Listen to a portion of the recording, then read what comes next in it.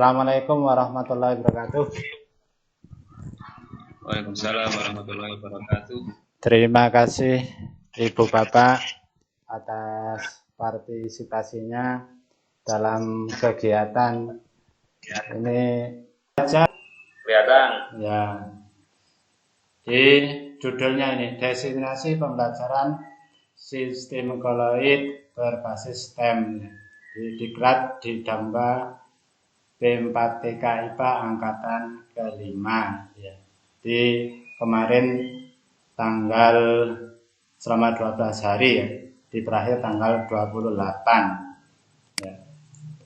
Di program Didamba P4TK IPA di Didamba itu artinya diklat daring, masif dan terbuka ya. Di P4TK di P4TK itu singkatan dari Pusat Pengembangan dan Pemberdayaan Pendidik dan Tenaga Pendidikan IPA ya, dengan memenuhi syaratan sebagai berikut ya. Yang pertama, peserta adalah guru fisika, kimia, biologi ya, SMA atau SMK. Kemudian yang kedua, peserta belum pernah mengikuti Didamba sebelumnya. Kegiatan Didamba ini mulai tahun 2020 ya. 2020. Berarti sudah 2 tahun ya. Tahun 2020, 2021. Dan yang ketiga, peserta hanya diperkenankan memilih satu kelas Didamba. Dan yang keempat, peserta berkomitmen mengikuti diklat secara aktif dan bersungguh-sungguh dari awal sampai akhir kegiatan. Kegiatan ini selama 12 hari ya, perharinya setara dengan 3 jam. Jadi 12 kali 3, maka nanti sertifikatnya 36 jam. Dan yang kelima, peserta setiap kelasnya maksimal 40 orang. Terdapat 31 kelas, 22 topik dan 7 kategori. Nah, pelaksanaan pendaftaran itu dapat dilakukan oleh peserta melalui laman teman IPA ya. Di teman IPA P4TK IPA. Nah, untuk angkatan ke-6 itu akan dimulai bulan Maret ya, tahun 2021 ini. Nah, ya. Jadi untuk mengikuti kegiatan ini kalau tahun 2021 tidak usah ya, langsung daftar di teman IPA ini p4tkipa.net ini ya. Nanti akan untuk pengumumannya itu akan diumumkan di websitenya P4TK IPA. Ya. Kemudian yang kedua ya, ini pengalaman saya mengikuti diklat. Pengalamannya ya di antaranya ya, di pembelajarannya itu sangat menyenangkan karena ya waktu yang kita gunakan tuh tidak mengikat kita bisa mengikuti kegiatan itu di sela-sela waktu kita kosong itu ya, tidak menyita waktu.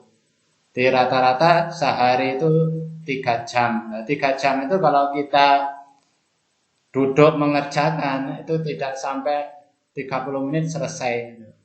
Nah, itu tidak repot, tidak sulit. Nah, asalkan kita punya meluangkan waktu sebentar untuk mengikuti di setara 3 jam per hari. Nah, materi yang saya peroleh ini ya, di pembelajaran sistem koloid berbasis STEM. Nah, materinya itu ada 7 ini ya. Ada 7. Jadi ada 7 pendahuluan. Nah, pendahuluan itu ya isinya seperti biasa ya. Kita kenalan sama grupnya, sama widya suaranya gitu ya. Kemudian kita download materinya, panduannya ya, di pendahuluan. Kemudian koloid dan jenis-jenisnya ini ya.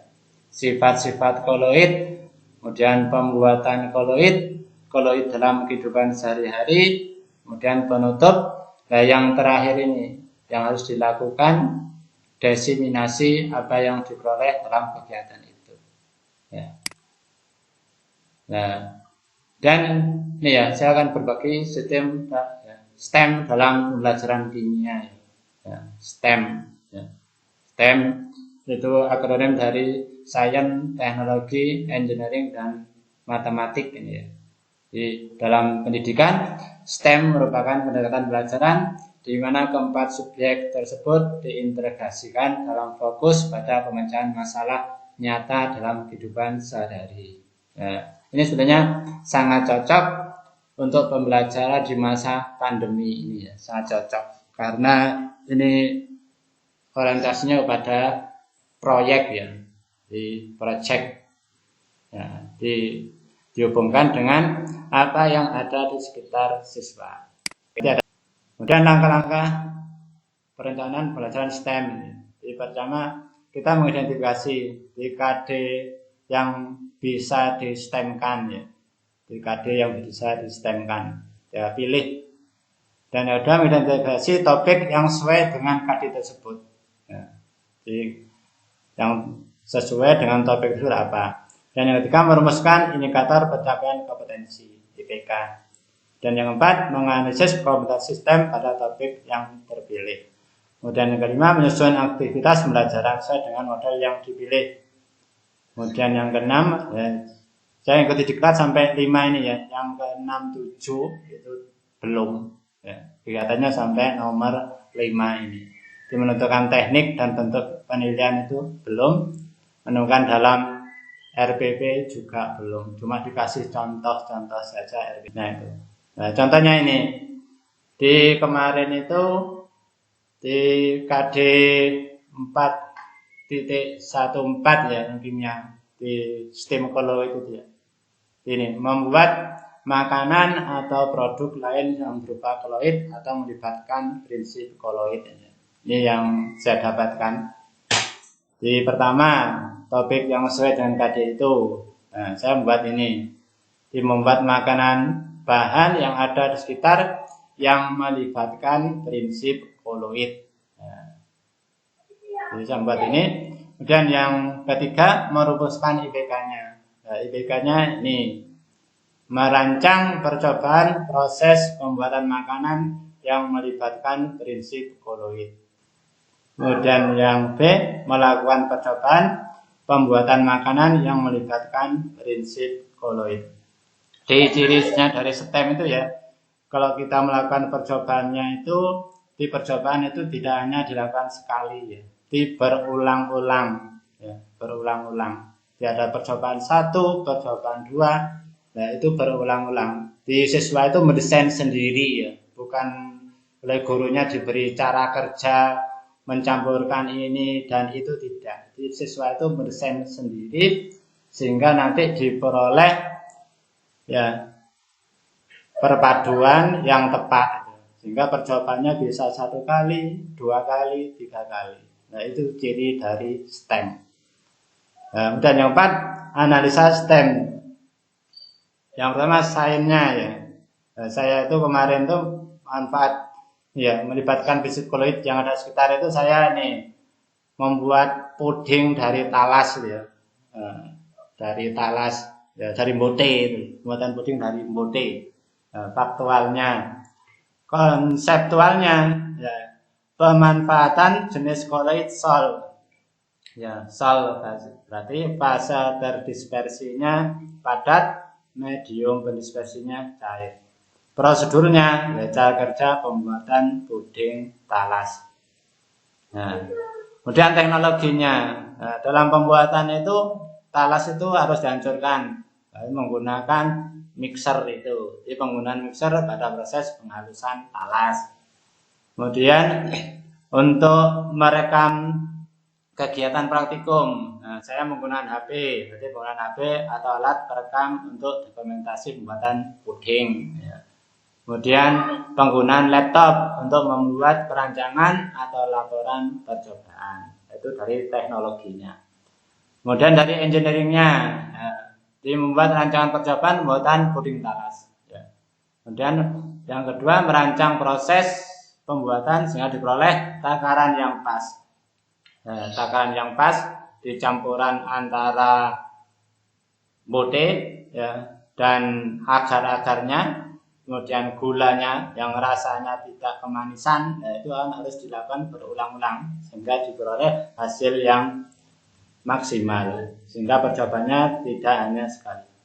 Kemudian matematiknya, ini mengkalkulasi biaya yang dibutuhkan dalam pembuatan satu resep bahan pembuatan puding. Kemudian kita yang kedua menghitung ongkos pembuatan. Kalau kita jual itu nanti kita laba berapa, itu harus dihitung secara matematik sehingga dalam pembuatan kita tidak rugi. Itu matematiknya. Nah, itu yang saya dapatkan dari kegiatan workshop di Damba angkatan ke-5. Itu saja. Mungkin ada yang ditanyakan, silakan. Assalamualaikum, ada. Waalaikumsalam. Ya, Pak Sain. Mengenai tadi anak-anak dan tadi disuruh mencoba dengan versi pola pikir anak. Berarti itu tadi kan istilahnya bertahap ya istilahnya. Dari percobaan 1, 2, 3 dan seterusnya sampai berhasil gitu. Ya. Terus dari percobaan kan menurut saya kan harus ada penilaian yang penting ya. Karena apa? Dari payah anak itu kan kita hargai kan. Iya, di dalam prosesnya itu loh. Iya, di dalam prosesnya itu kan namanya STEM itu ya. Di kegiatan itu harus berulang-ulang. Di misalnya, ini karena ya kita kalau terpaku pada materi, maka nanti ya tidak akan butuh waktu yang lama. Ya. Anak melakukan percobaan sekali ya. Karena dalam percobaan itu tidak ada, guru itu tidak menyajikan langkah-langkah percobaan yang detail. Itu anak sendiri yang menyusun. Ya. Guru cuma garis besarnya saja. Jadi yang meramu ini tambah ini nanti ukurannya sekian itu anak sendiri. Oh ya. Ya, terima kasih. Setiap kegiatan anak itu ya nanti harus dinilai oleh gurunya. Maka nanti ada lembar kegiatan anak itu. Lembar percobaan itu ya? Iya, di percobaan 1 nanti anak itu misalnya nih ya, anak melakukan percobaan 1, gagal misalnya, gagalnya di mana? Apa yang menyebabkan? Oh ternyata kurang ini, percobaan lagi kedua misalnya, oh ternyata kurang lagi, nanti dicoba lagi sampai ditemukan formulasi yang pas, itu yang nanti dibuat perancangan bagi anak itu. Sehingga dalam STEM itu sebetulnya nggak ada selesainya, tidak ada selesainya. Tanya Pak? Ya. Pak Said sudah. Sudah, terima kasih ya. Tadi kan titik-tekannya pada prosesnya itu tadi kan. Titik-tekannya.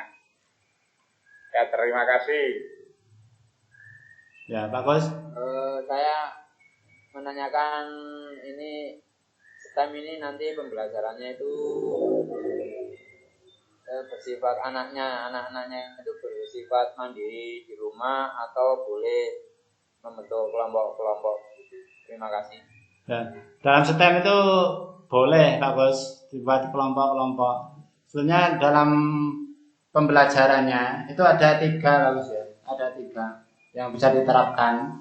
Ya. Yang bisa terlakukan ada 3. Bisa BJBL, monitoring. Menurut saya yang paling cocok ya ketika masa pandemi ini, di kegiatan yang bisa dilakukan di rumah, yang bisa dihubungkan dengan hidup itu. Kalau nggak ada itu, kemarin saya suruh pakai cuka, ya. Kalau nggak ada jeruk, ya, kan semua ada di sekitar anak masing-masing. Terima kasih atas perhatiannya. Mohon maaf atas kekurangannya. Saya akhiri. Assalamualaikum warahmatullahi wabarakatuh. Waalaikumsalam.